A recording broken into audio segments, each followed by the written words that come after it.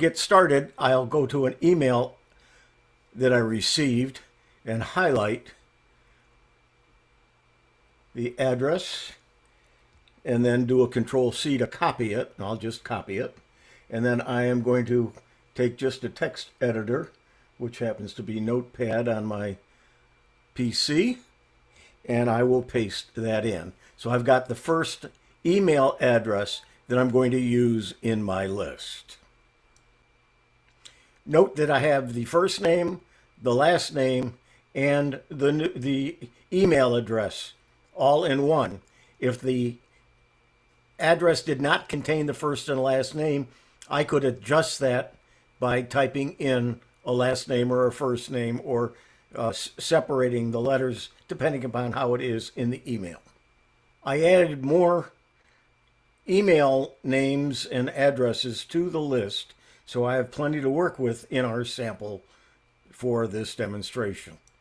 I could use any of the generative AI tools that I use, such as Microsoft's Copilot, Google's Bard, Claude, or Perplexity.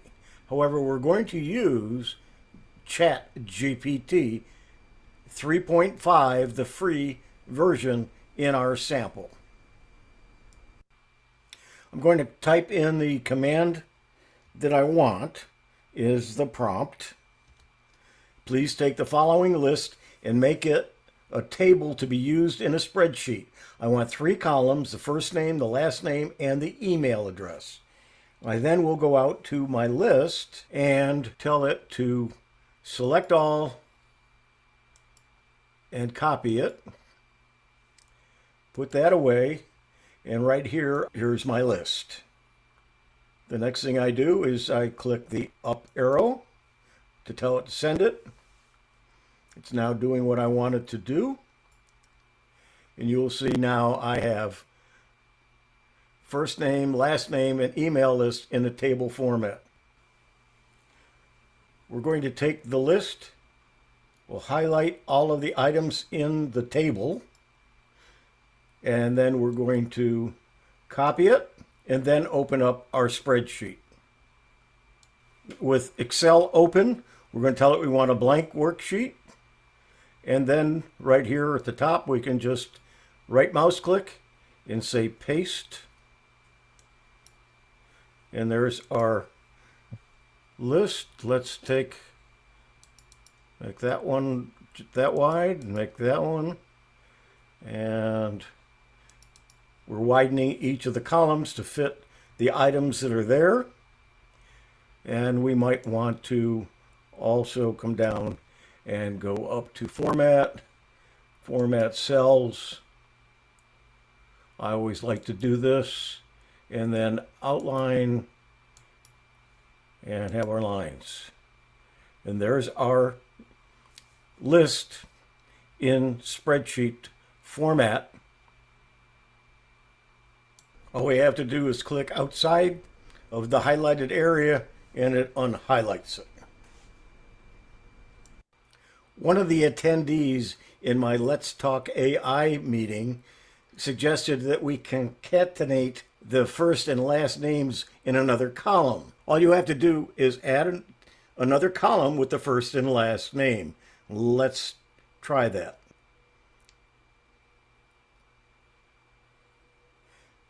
Not only did it do it, but it also gave the heading full name and created another column.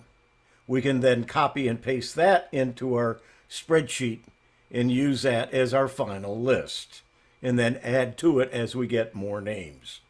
We've highlighted the new table, and we just have to do a paste. Make it that, then take D, and we're widening each one, and then we have to go back and reset up the border for it. We now have our new list. What can we do with that list? Let's go ahead and just do a quick sort. We'll highlight from here to here. We're going to tell it we want to sort. We're going to do a custom sort. my data has headers, so it knows that the top line is the header, so it won't sort that. And then we're going to sort by last name and just say OK. We now have it in alphabetical order by last name. How to use AI for efficient email list organization. I'm Hewie Poplock. There you go. That's very interesting. I'm sure there will be a lot of questions about this. Again, we're going to defer the questions to till the end when our Q&A period. But well done, Hewie. Very interesting. All right. Now, this is, of course, as I mentioned earlier, Identity Theft Awareness Week, and I asked Bob to do a little talk about this, and he has a video to play. Go ahead, Bob. Identity Theft Awareness Week, which starts today, is like a big, bright spotlight on the sneaky world of identity theft. It's a time when the folks at the Federal Trade Commission and other experts come together to share their knowledge on how to keep your personal info safe from the bad guys. Imagine your identity is like a treasure chest. Now there's a pirate out there who'd love to get their hands on your treasure. They could use it to pretend they're you and do things like open credit cards, take out loans, or even medical treatment, all in your name. Identity Theft Awareness Week is a crucial initiative that helps individuals understand the risk of identity theft and provide them with the tools and resources they need to protect themselves. Whether you're a student, a veteran, a small business owner, or an older adult, there's information and advice available to help you stay safe from identity theft. And I've got a little video to play for you, so let me start that up.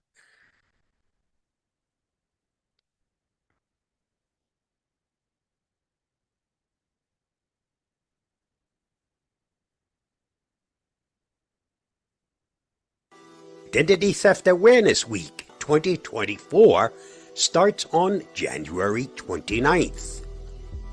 The following information is offered to help you avoid becoming a victim. Just as there are people working to try to steal your identity for nefarious purposes, so too are there people working hard to prevent that theft. There are many reasons why identity theft has increased, but a major one is that there is so much personal information out there now about each of us.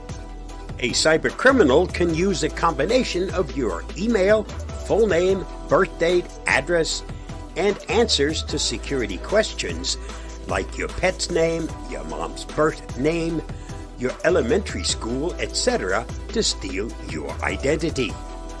And all that information is available online with just a little technical know-how. How to protect yourself from identity theft online. It's a pretty scary prospect that can make the average person feel helpless. Here are 6 tips for protecting yourself from identity theft online. Number 1, don't overshare. Sharing the minute details of our lives online has become so common over the past decade that most of us don't even think about it anymore. But when you share lots of personal details about yourself, you're not just connecting with your community, you're also supplying a rich trove of information to cybercriminals to use if they want to steal your identity. Something as innocuous as your pet's name can be used to answer security questions, so consider making your social media profiles private to restrict access to that info. Number 2, download Avast Secure Identity. Avast Secure Identity is the latest offering from global cybersecurity and privacy company Avast. If you're interested, just follow the link listed. It protects you by constantly and continuously monitoring places like social media and the dark web to immediately identify if your personal and financial information have been leaked. When it finds something, Avast Secure Identity informs you immediately so you can act or engage our certified protection experts. Avast Secure Identity also offers credit report monitoring for one U.S. credit bureau, lost wallet protection, white glove restoration, and identity theft reimbursement up to $1 million. It quite literally protects you while you sleep, so you rest easy knowing you're safe. There are other products that offer similar protection, and you'll find that information at the link listed. Number 3. Use strong authentication methods. Usually we say use strong passwords, but these days passwords just aren't enough. If you really want to protect yourself from identity theft online, the best way to do that is through multiple identity authentication methods, which is also called multi-factor authentication or sometimes two-factor authentication. Sometimes that means a strong password plus a strong PIN. Sometimes it's a biometric sign-in, like your face or fingerprint. Sometimes it's a pass key generated by a third party. Whichever method you choose, remember that each login should be unique, and if it's a password or PIN that you generate, hard to guess. Quite often, a good password manager, like Dashlane, can handle all of these MFA methods for you. If you're interested, please follow the link listed. And yes, I do get a bit of credit if you use that link. Thanks. Number 4. Stay away from free Wi-Fi. Like most things free on the internet, free or public Wi-Fi can come at a price. While it's convenient to use, public Wi-Fi is, by its nature, open. That means anyone with the skill can hack into it and steal the information that's being sent over the network, including usernames, passwords, security question answers, birth dates, financial information, and much more. So if you absolutely have to use a free Wi-Fi network, just make sure to protect yourself with a virtual private network, VPN, like Avast's SecureLine VPN.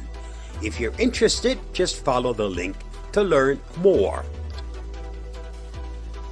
For more info about VPNs and other VPN choices, just follow the link listed. Number 5. Keep an eye on your bank statements. One of the best ways to spot identity theft before it gets out of control is simply periodically look at your bank statements and see if there's anything funky going on. If you find an unauthorized charge, report it at once to your financial institution so that they can shut down the avenue through which the cybercriminal drove in. Many financial institutions are also insured, so there's a decent chance you'll get your money back, especially if you catch the problem quickly. Number 6. Educate yourself about phishing methods. Phishing is when cybercriminals use social engineering techniques to get you to give up your personal information willingly. That phishing email can look like it's coming from your boss, for example, and asking for an urgent document, or pretending to be a loved one in distress. Educating yourself about phishing methods so that you can spot them when they happen is a great step toward protecting yourself from identity theft. You'll find additional advice about preventing identity theft at the FTC website, Just follow the link listed. My thanks to Emma McGowan for her informative article which prompted this video. You'll find her article on the Avast blog at the link listed. Stay safe, stay secure, and remember that identity theft is a real and prevalent problem for pretty much everyone these days. With a little know-how and some technical tools to back you up, you can avoid becoming a victim. Bye-bye, and I'll see you again soon. Thanks, Bob. Well done. This is, again, Identity Theft Awareness Week, and we should all be vigilant because this is going to be a big problem in 2024. An All right. ongoing problem. Pardon me? It's an ongoing problem. That's right. That's for sure. That's for sure. Thanks, Bob, for doing that. That was great. Thanks a lot. Now we're going to move on, and we're going to change to a different operating system. We're going to talk about the Mac OS. Now, Bob, we have changed the title slightly. Bill's going to talk about how to install and manage fonts. Interesting. Let's see what Bill has to say. How to install and manage your fonts on Mac OS Sonoma. Use Mac Fonts Book to take charge of your font collection.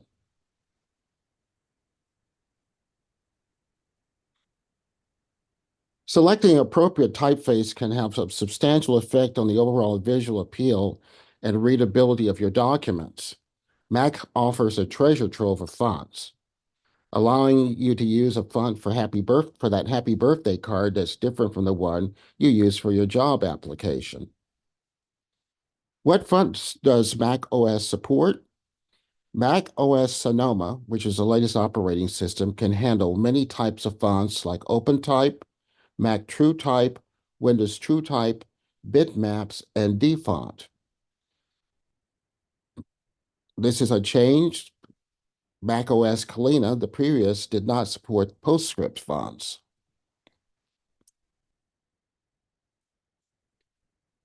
How to view your fonts in the Font Book.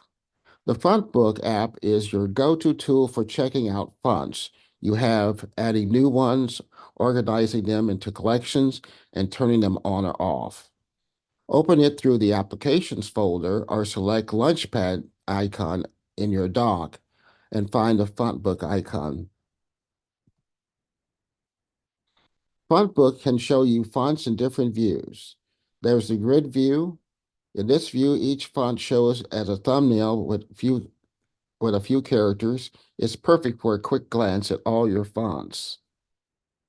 Sample view shows you each font in a full-width preview with the quick brown fox sentence example. You can't see many fonts at once, but it's great for checking out how each font looks in practice.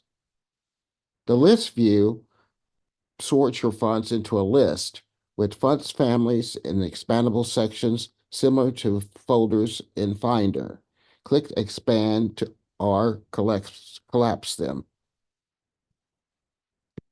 Another way to switch between grid samples and list is by clicking the relevant icons on the toolbar. To check out a font or font family in more detail, double-click it. The font pops up in the main part of the window to change the size of your fonts when previewing them in the Font Book. Use the slider at the top with the minus and plus symbol on either side. Another way to switch between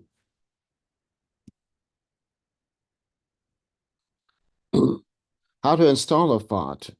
If a default system font within the Font Book is colored gray instead of black, it means the font isn't downloaded to your local machine. To fix that, right-click it and select Download. The font is automatically activated, so you don't need to worry about that. If you want to go beyond the default fonts included in the Mac OS, there are plenty of free font websites. To install a new font you've downloaded, double-click the font in Finder and the Font Book opens and shows you a preview. Click Install and you're all set, as you can see in this example.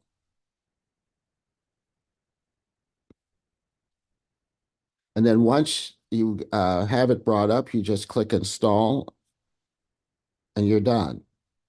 If you prefer installing a downloaded font from the font book, go to File, Add Fonts, or press the command, the plus sign, and the numeric 0.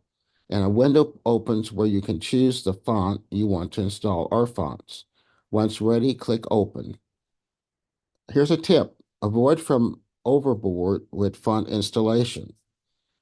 Installing more fonts than you actually use can lead to a sluggish performance in certain apps and create an overwhelming font menu. If you want to install fonts for all users, you need to make a slight change, because by default, the font book installs new fonts just for your account. If you want all users on your Mac to have access to the fonts, go to Font Book, Settings, Installation, and then select the default install location menu and choose all users. And then this setting will allow your fonts to be shared to everyone that uses your Mac. If you don't want to be, uh, if you want to deactivate or remove a font, it's simple. Go to the font book, right click on it, select deactivate. And if you change your mind, you just repeat the steps by selecting activate.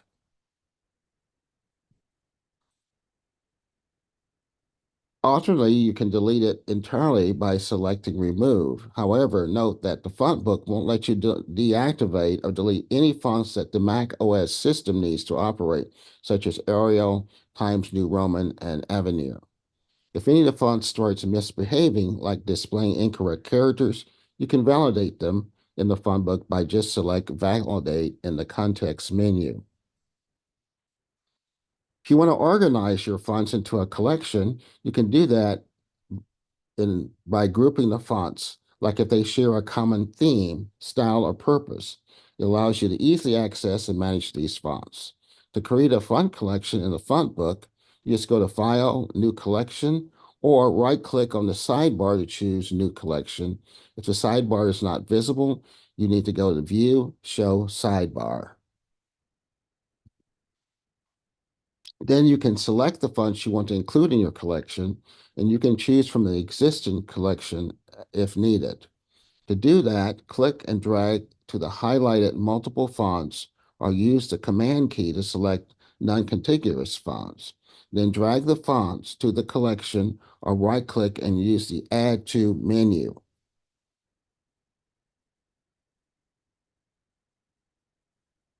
Then finally, you want to double-click the collection name to retitle it and make it easy for you to identify it later. If you want to remove the font from a collection, just go into the collection, right-click on the font you want to ditch, remove, select remove, then click remove fonts to confirm.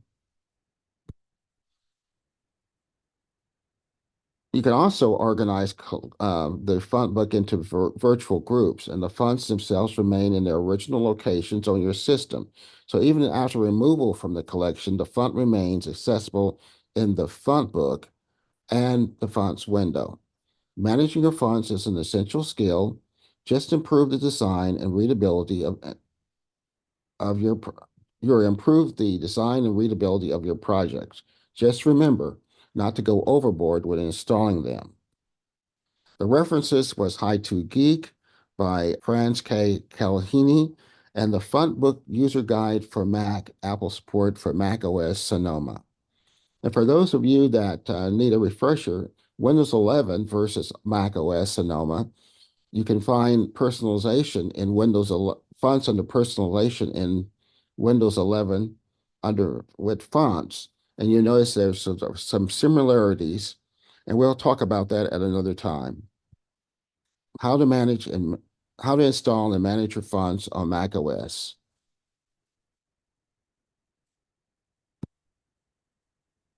Thanks, Bill. It's always amazing how you can manage two different operating systems. You do a really good job. Thanks so much for that. No problem.